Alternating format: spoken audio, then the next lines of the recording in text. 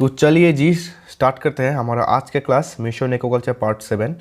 Already daily basis पे मैं आपको 6 क्लासेस प्रोवाइड कर चुका हूँ। अभी ये मेरा 7वां क्लास है और ऐसे ही रेगुलरली क्लास चलता रहेगा। ठीक है, चलिए बिना देरी करे क्लास को शुरू कर लिया जाए। ओके, तो हमारा पहला क्वेश्चन है which of the following is called white Amur. तो सीधा सा आंसर है, कुछ समझने वाला कुछ चीज़ इसमें है नहीं। व्हाइट अमूर हम लोग किस मछली को कहते हैं? Is that common carp, grass carp, catla और tilapia. The answer will be grass carp. Okay, grass carp का हम लोग क्या कहते हैं? White Amur. And grass carp का साइंटिफिक नाम क्या है? टेनोफाइलेगोडोन आइडिला। तो आपको हर एक चीज़ याद रखना पड़ेगा। ग्रास कार्प किस एरिया में रहता है? बॉटम, मिड और मैं कहूँ सरफेस। आंसर बोलिए, आंसर होगा आपका मिड। ओके, चलिए जो नेक्स्ट क्वेश्चन हम लोग पढ़ते हैं। Butter catfish is the other name of. Butter catfish किस फिश को कहा जाता है? इज दैट सन कैटफिश, वालागुआटू, ओम्पोक पाबो और ओम्पोक बाइमेकोलेटस। सॉरी, तो इसका आंसर होगा आपका सीधा सा Ompok bimaculatus will be the correct answer. Okay, sorry. चलिए ये आप देख सकते हो, ये बहुत ही पॉपुलर फिश है इंडिया के अंदर। इंडिया में भी जो नॉर्थ ईस्ट एरिया है और मैं आपको कहूँ जो वेस्ट बंगाल उस साइड में ये बहुत चलता है। एंड बांग्लादेश में सबसे ज़्यादा मछली इसी को किया जाता है, काफ़ी पॉपुलर मछली है। ओके, चलिए नेक्स्ट क्वेश्चन देखते हैं हम लोग। The family of fresh water shark. अभी आपको एक चीज़ याद रखना पड़ेगा, फ्रेश वाटर शार्क क्या है? वालोगाटू एक फ्रेश वाटर शार्क है, लेकिन आपको एक चीज़ याद रखना पड़ेगा, वालोगाटू को ही हम लोग फ्रेश वाटर शार्क नहीं कहते। वालोगो स्पीसीज के अंदर जितने भी मछलियाँ हैं वो सब को हम लोग फ्रेश वाटर शार्क कहते हैं। ओके, सिर्फ वालोगोट्टे नहीं। मेरे पास इतना सब सारे स्पीसीज का पिक्चर में लगा नहीं पाऊंगा, इसलिए मैंने आपके लिए एक ही मछली डाला, इसको हम लोग कहेंगे Wallago attu fresh water fish. Okay, and ये किस फैमिली के अंडर में आता है? ये आंसर हो जाएगा आपका सिलुरिडी। ओके, मैं आपको बताता हूँ, फ्रेश वाटर शार्क सिर्फ वालोगाटू नहीं है। वालोगो स्पीसीज के अंदर जितने भी मछली आएगा सारे को फ्रेश वाटर शार्क कहा जाएगा एंड सारे के सारे सिलुरिडी फैमिली के अंडर में आएगा। ओके, चलिए next question. Which of the following catfish can be used to control molluscans. Okay, molluscans को कंट्रोल करने के लिए कौन सा फिश हम लोग यूज करते हैं? इज दैट कॉमन का, पंगस, सिंगी और सन कैटफिश। तो answer will be the pangas, because pangas अगर किसी भी आपका वाटर बॉडी के अंदर मोलस्कन ज़्यादा हो रहा है तो आप उसमें पंगस छोड़िए, पंगस सारे के सारे खा जाएगा। बिकॉज ये एक टाइप के राक्षस मछलियाँ होता है, ये कुछ भी नहीं छोड़ता है, सब कुछ खा लेता है। Okay, sorry. चलिए नेक्स्ट क्वेश्चन, ये थोड़ा इंटरेस्टिंग क्वेश्चन है। मैच द फॉलोइंग क्विडिया labeo, fringe lipped carp, Malabar labeo और काउबेरी कार्प। सबके और साथ में आपको दिया गया है scientific name labeo fimbriatus, cirrhina cirrhosa, labeo dussumieri and labeo gonius. Okay, तो देखिए इस टाइप के क्वेश्चन में आपको चारों की साइंटिफिक नाम याद रखना कोई कंपल्सरी नहीं है। अगर आप एक दो को भी याद रखोगे तब भी आप आंसर निकल पाओगे। अगर आपको चारों के चारों नाम आता है तब तो आप पूरा इंटेलिजेंट हो। अगर नहीं भी आता है, एक दो आता है, मोर देन एनफ है। जैसे कि मैं खुद आपको बोल रहा हूँ, जो 1 नंबर वाला है कुरिया लेबियो, उसका साइंटिफिक नाम मुझे नहीं आता है। तो आप मुझे देखिए मैं कैसे इसको निकलता हूँ। मुझे इतना पता है, fringe lip carp means labeo fimbriatus. Okay, means 2 का आंसर होगा आपका ए।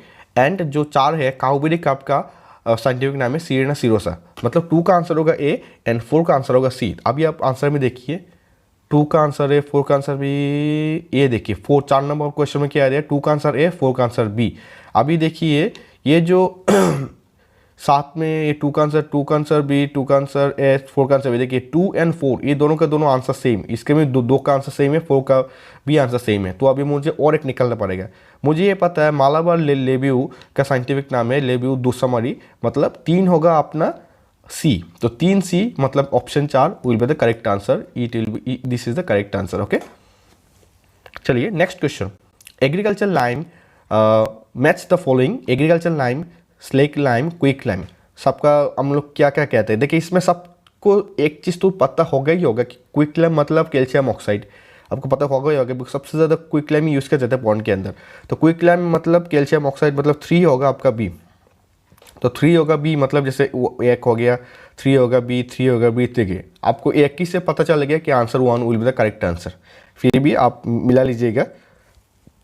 सॉरी, एग्रीकल्चर लाइम को हम लोग कहते हैं कैल्शियम कार्बोनेट, स्लेक लाइम को हम लोग कहते हैं कैल्शियम हाइड्रोक्साइड। ठीक है, चलिए नेक्स्ट क्वेश्चन, डेरिस रूट पाउडर में कौन सा मेन पॉइजन होता है? मैंने आपको बहुत से क्लासेस में बताया हुआ, डेरिस रूट पाउडर के अंदर होता है आपका रेटोनिन एंड महुआ ऑयल के अंदर होता है आपका saponin. Mahua oil cake as a bio fertiliser भी काम करता है, but derris root powder as a bio fertiliser काम नहीं करता है। तो ऐसे बेसिक पॉइंट आपको याद रखना पड़ेगा। तो इसका आंसर होगा आपका rotenone will be the correct answer. Okay, यहाँ पर देखिए सपोनिन भी है जो महुआ ऑयल केक के पॉइजन है। एंड एंड्रीन, मैंने आपको उस दिन कहा था एंड्रीन एक इंसेक्टिसाइड है जो पॉन्ड में हम लोग यूज़ करते हैं। ओके, चलिए next question, higher proportion of bottom feeders are stocked when ponds are newly evacuated, low water temperature, covered with aquatic weeds or rich in organic matter। हम लोग बहुत ज़्यादा बॉटम फिश को क्यों ज़्यादा पालते हैं?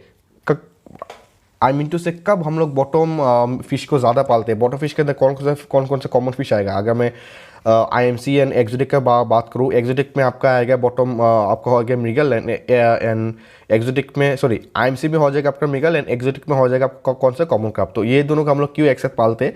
कब? जब ऑर्गेनिक मैटर ज़्यादा हो जाता है। और आपको पता है ऑर्गेनिक मैटर बॉटम लेयर में तो होगा ना, ऊपर में तो नहीं होगा। तो इसलिए जब ऑर्गेनिक मैटर ज़्यादा हो जाता है तब हम लोग इस मछली को ज़्यादा पालते हैं, बिकॉज ये बॉटम में रहेगा और सारे के सारे खाना खा लेगा। ठीक है, चलिए नेक्स्ट क्वेश्चन, चलिए next question, CIFAX was formulated by CIFRI, NBFGR, CIFE और सिफा। सिफाक्स आपको नाम से ही पता चल जाएगा, अगर आपने एक्स हटा दिया तो आंसर क्या होगा? सिफा। तो ये हो गया आपका आंसर। एंड सिफा का फुल फॉर्म क्या है? Central institute of fresh water aquaculture. And इस एक central institute of fresh water aquaculture and इसका हेडक्वार्टर है आपका भुवनेश्वर। ठीक है, उड़ीसा। चलिए नेक्स्ट क्वेश्चन, ये आप देख सकते हो, ये है आपका सिफाक्स का डब्बा। ये लगभग 1000 से 1200 आपका पर केजी में आता है। ओके, आई मीन पर किलो में आपका आता है। ओके, सिफाक्स हम लोग यूज़ करते हैं। सिफाक्स का बहुत सारा फ़ायदा है, जैसे कि सिफाक्स के अंदर एक्चुअली में क्या क्या होता है। सिफाक्स के अंदर होता है अपना NaCl, ओके, आपका होता है KMnO4, ओके, आपका होता है उसके बाद कॉपर सल्फेट, ये सब चीज़ होता है आपका सिफाक्स के अंदर, ये तीनों चीज़। तो NaCl क्या करता है? NaCl आपका स्ट्रेस कम करता है। जब भी आप लोग मछली को ट्रांसफर करके लाओगे एक जगह से दूसरा जगह में, तब आप लोग नमक यूज़ करते हो, तब उस जगह में आप सिफाक्स यूज़ कर सकते हो। वो मछली को लो स्ट्रेस फील कराएगा, जिससे मछली इतना जल्दी मोर्टेलिटी नहीं होगा। KMnO4 आप सबको पता है एज ए डिसइंफेक्टेंट काम करता है। कभी भी मछली को पॉन्ड में रिलीज होने के पहले आपको उसको थोड़ा टाइम बात करना पड़ेगा, जिससे उसका बॉडी में जितने भी पैरासाइट्स होगा वो जल्दी मर जाएगा। और कॉपर सल्फेट बात रहेगा, कॉपर सल्फेट जो ब्लूगिन एल्गी या कोई भी नॉर्मल डेंजरस एल्गी को कंट्रोल करने के लिए ये यूज़ होता है। तो सिफाक्स एक बहुत इंपॉर्टेंट दवाई है फिश फार्म की प्रोस्पेक्ट से। ओके, चलिए next question, red light during rearing enhance survival of Wallago attu. B, darkness suppresses cannibalism. तो पहला क्वेश्चन तो आपका सही है कि रेड लाइट क्या करता है, जो सर्वाइवल रेट है वालोगाटू जो मछलियाँ है, इसको हम क्या कहते हैं फ्रेश वाटर शार्क, इस टाइप की मछलियों को मोर्टेलिटी कम कर देता है अगर रेड लाइट, और मैं कहूँगा उसका सर्वाइवल को बढ़ा देता है। Okay, and darkness suppresses cannibalism. आपको समझना पड़ेगा कैनिबलिज्म क्या है। कैनिबलिज्म सिंपली नथिंग, एक सेम स्पीसीज अगर एक बड़ा और एक छोटा हो गया तो बड़ा वाला छोटा को मार देता है, इसी को हम लोग कहते हैं कैनिबलिज्म। लेकिन रात में कैनिबलिज्म कम होता है, दिन में ज़्यादा होता है, ऐसा कुछ नहीं है। कैनिबलिज्म तो हर जगह में हर टाइम में होता है। तो बी गलत है, ए सही है। तो आपको अभी आंसर देखना पड़ेगा कौन सा होगा answer. Answer 3 will be the correct answer. A is correct but R is incorrect. Okay, चलिए next question, azolla is the ideal bio fertiliser for aquaculture. Definitely true. Azolla is nitrogen fixing aquatic farm. Definitely true. Azolla as a bio fertiliser कैसे काम करता है? Because azolla nitrogen fix करता है soil के अंदर, जिससे एक एज ए फर्टिलाइजर काम करता है पॉन्ड के अंदर, एंड सॉइल से बहुत सारे हमारे फाइटोप्लैंक्टन या और भी पेड़ पौधा उगते हैं उस टाइम। ओके, तो both are correct and B is the correct reason of A. ठीक है, तो आंसर होगा आपने कौन सा? Let me check. Yes, answer 1 will be the correct answer. Both A and R are correct and R is the correct example of A. ठीक है, तो ये हो गया आपका ये देखिए आप अजोला एक फ्लोटिंग वीड्स है। आपको याद रखना पड़ेगा वीड्स बहुत टाइप्स के होता है, floating weeds, marginal weeds, submerge weed, emergent weed. तो अजोला एक फ्लोटिंग वीड्स है। Okay, and one more thing, azolla is the one of the fastest growing plant in the world. Okay, तो छोटा point आपको याद रखना है। तो नेक्स्ट क्वेश्चन कौन सा है? Monosex culture is done. मुझे इतना पता है आप सारे के सारे इसका आंसर दोगे तिलापिया। मोनोसेक्स तिलापिया हर जगह में पॉपुलर है, बट एग्जैक्टली में ऐसा नहीं है। मोनोसेक्स तिलापिया के लिए भी करते हैं, monosex giant fresh water prawn के लिए भी करते हैं। आप सबको पता है कि जायंट फ्रेश वाटर प्रॉन में जो मेल है वो सबसे ज़्यादा बड़ा होता है। तो आप लोगों को दोनों आंसर तो पता है, बट कॉमन का आप कहोगे कॉमन का आपको नहीं करते। देखिए यहाँ पर कोई इंडिया पार्टिकुलरली किसी कंट्री का नाम नहीं लिखा है, बस बोला गया है कि कौन कौन से मछलियों को किया जाता है। तो ये जो कॉमन क्रॉप है इंडोनेशिया एंड चाइना में, इसका भी मोनोसेक्स कल्चर किया जाता है। ओके, इसलिए ये तीनों will be the correct answer. तो all of the above will be the right answer. ठीक है, चलिए next question. Khaki Campbell is a species. देखिए मुझे नहीं पता आपको कितना पता है, बट ये सब चीज़ मैं ऑलरेडी एग्रीकल्चर फील्ड ऑफिसर के लिए पढ़ाई करता हूँ, तो ये सब चीज़ मुझे पता है। खाकी कैम्बेल मैं पहले से देख के बोल सकता हूँ कि ये डक का एक स्पीसीज है। ओके, काऊ का तो नहीं होगा, शिप का भी नहीं होगा, ऑब्वियसली डक का स्पीसीज। ओके, नेक्स्ट क्वेश्चन भी सेम मुझे पता है। Select the rebate, select breed of rebate among the following. इसमें कौन सा ब्रीड रेबिट का ब्रीड है? देखिए मैं ट्रूली आपको बताता हूँ, मुझे इसका आंसर नहीं पता। रेबिट क्यों यूज़ होता है? बहुत सारी जगह में इंटीग्रेटेड फार्मिंग यूज़ होता है, बट इंडिया में बहुत ही ज़्यादा, मतलब आप बोल सकते हो नन, ऑलमोस्ट ना बराबर यूज़ होता है रेबिट को एज ए इंटीग्रेटेड फार्मिंग। तो इसलिए ये आंसर आपको देना बहुत मुश्किल होगा, बट मैंने जैसे कि आपको मैंने बताया, मैं ऑलरेडी ये सब पढ़ाई करता हूँ तो मुझे पता है। देखिए व्हाइट यॉर्कशायर एक पिग का एक ब्रीड है, हैम्पशायर भी एक पिग का ब्रीड है, लैंडरेस भी एक पिग का ब्रीड है। तो बाकी क्या रखा आपका? सोयबेट, चिंचिला। ओके, और इसको काइनकिला भी बोल सकते हो, सॉरी फॉर माय प्रोनाउंसिएशन। तो it will be correct answer. Okay, चलिए नेक्स्ट क्वेश्चन इज GNOC और RB। अब इसका फुल फॉर्म तो बताइए ना सर, तो चलिए फुल फॉर्म सीखते हैं। RB का मतलब क्या है? Rice bran. ओके, RB का मतलब राइस ब्रेन, GNOC का मतलब ग्राउंड नट ऑयल केक। तो इन दोनों को हम कितना रेशियो में मिला के खाना देते हैं मछली को? तो आंसर विल बी 1:1।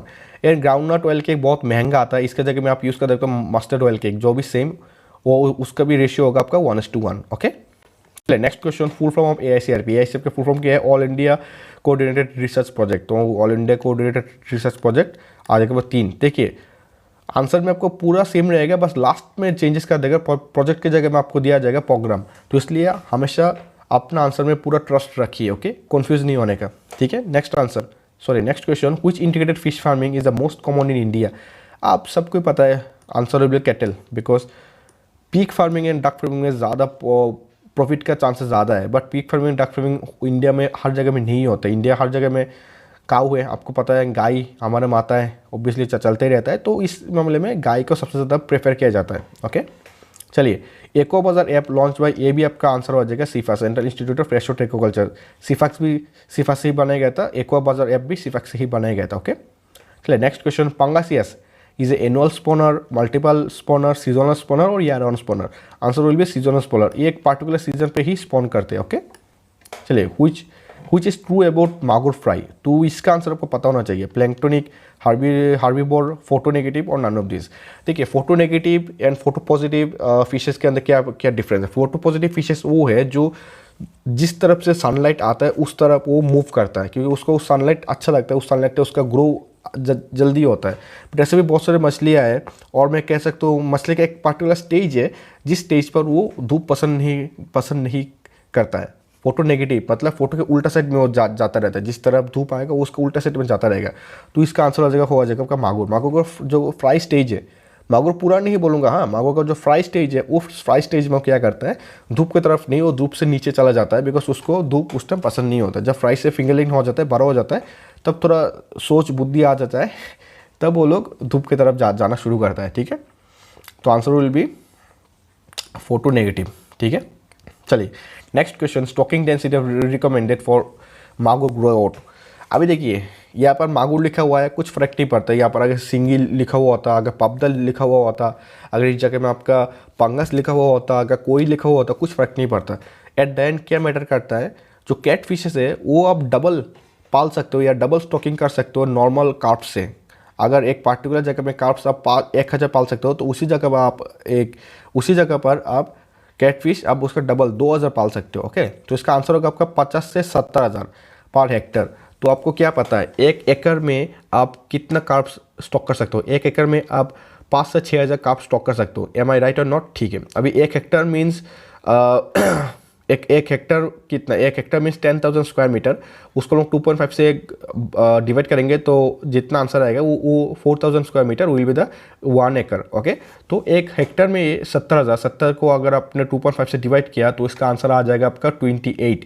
ओके, तो ये आ जाएगा ऐसे 28 पाँच में कितना कितना 28 को आप 2.5 से डिवाइड करेंगे तो आंसर में आ जाएगा आपका 10,000। तो लगभग एक एकड़ का बात करो तो आप 10,000 समथिंग आप यहाँ पे रख सकते हो। ठीक है, मतलब उसका डबल एक सोच लो, काप्स में जितना उसका डबल। ठीक है, तो answer will B 50 to 70,000 per hectare. Okay, answer Hector और एकड़ में कंफ्यूज नहीं होने का। ओके, चलिए next question, which fish is called miss Kerala. Miss Kerala में किस फिश को कहते हैं? काफ़ी इंपॉर्टेंट क्वेश्चन है, काफ़ी नहीं बहुत ज़्यादा इंपॉर्टेंट क्वेश्चन है, मैं बोल सकता हूँ। इसका आंसर होगा आपका पुंटियस डेनिसोनी। इसको डेप्सोनी फिश भी कहा जाता है, कॉमन नेम बोल सकते हो, और इसका साइंटिफिक नाम होगा पुंटियस डेनिसोनी। ओके, ये आप मछली देख सकते हो, ये इसको मिस केरला मतलब आप ये मत सोच लीजिएगा कि केरला का स्टेट फिश है। केरला का स्टेट फिश ये नहीं है, केरला का स्टेट फिश है अपना यूट्रोलस सिराटेंटिस। ओके, जो ये हो जाएगा जिसका कॉमन नेम है पाल स्पॉट, तो वो हो गया आपका केरला का स्टेट फिश, बट ये हो गया आपका मिस केरला। ओके, तो स्टेट फिश और मिस केरला के अंदर आप कन्फ्यूज मत होइएगा। Next question, bentonite is use to correct. Bentonite क्या है? एल्कालिनिटी ठीक करने के लिए यूज होता है, पोरोसिटी, टर्बिडिटी और पीएच।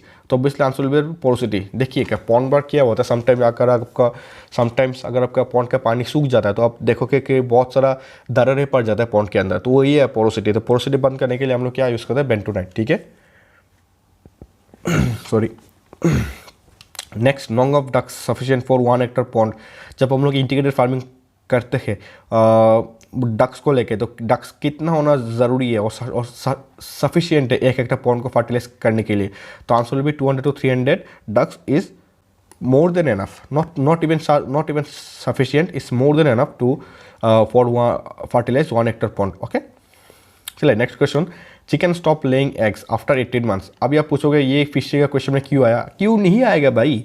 चिकन मतलब पोल्ट्री से हम लोग सबसे ज़्यादा कॉमनली आजकल पोल्ट्री चल रहा है हमारा, क्या बोलते हैं, मैं इंटीग्रेटेड फार्मिंग के साथ। तो इंटीग्रेटेड फार्मिंग आप अगर किसी पोल्ट्री या किसी भी देसी मुर्गा किसी मुर्गी के साथ आप पालन कर रहे हो तो आपको पता होना चाहिए कि कितना मंथ तक वो देसी मुर्गी मुझे अंडा देगा, उसके बाद उसको बेचना भी तो है ना। अगर वो अंडा भी नहीं देगा तो फालतू में सिर्फ उसका पोटी को एज ए मेन्यू हम लोग पॉन्ड में यूज़ करेंगे, इसके लिए उसके बाद खाना देते ही रहेंगे, इससे तो नहीं होगा ना। तो इसका आंसर होगा आपका 18 मंथ्स। 18 मंथ बाद आपका मतलब 1.5 मतलब 1.5 साल बाद आपका मुर्गी अंडा देना बंद कर देगा। ठीक है, उसके बाद उसको खा लो, काट लो, कुछ भी करो। Next, which the following is wheat eating fishes. Wheat को खाता है पॉन्ड के अंदर, तो आंसर होगा आपका गोरमी। सिंगी नहीं, तिलापिया नहीं, कालबसु भी नहीं, तो आपका gourami will be the correct answer. ये आप देख सकते हो, बाकी काफ़ी सुंदर मछली है गोरमी। चलिए नेक्स्ट क्वेश्चन क्या है हमारा, percentage of nitrogen in urea.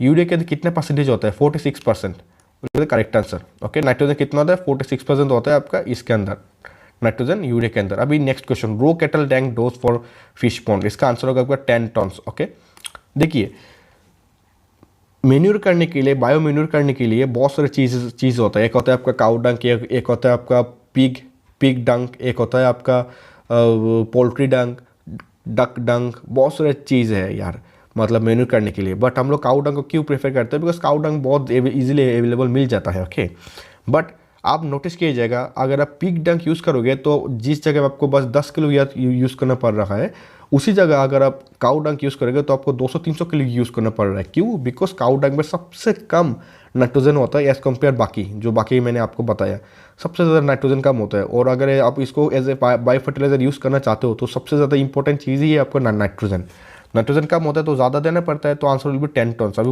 1 ton is equal to 1000 kg। Okay, next question and हमारा लास्ट क्वेश्चन आज की क्लास के, water boat pen. Water boat pen क्या है? वाटर बोट पेन है कोरेक्सा को हम लोग कहते हैं वाटर बोट पेन। अभी नेक्स्ट क्वेश्चन में आपको ये भी बोल सकते हो एनीसोप्स को हम लोग क्या कहते हैं? एनीसोप्स को हम लोग कहते हैं, बोलिए मेरे साथ, back swimmer. Water back swimmer हम लोग कहते हैं एनीसोप्स को, एंड कोरेक्सा को हम लोग कहते हैं water boat pen. Okay, Anisops nursery pond में सबसे ज़्यादा डेंजरस इंसेक्ट है। क्यों? बिकॉज ये नर्सरी पॉन्ड में जो स्पॉन्स हो जाता है उनको खा लेता है। ओके, तो आपको क्लियर रहना है हमेशा। ये देख सकते हो, ये हो गया अपना कोरेक्सा। ठीक है, तो दोस्तों आज के लिए इतना ही। काफ़ी क्वेश्चन मैंने आपको दे रहा हूँ रोज़ डेली बेसिस पे।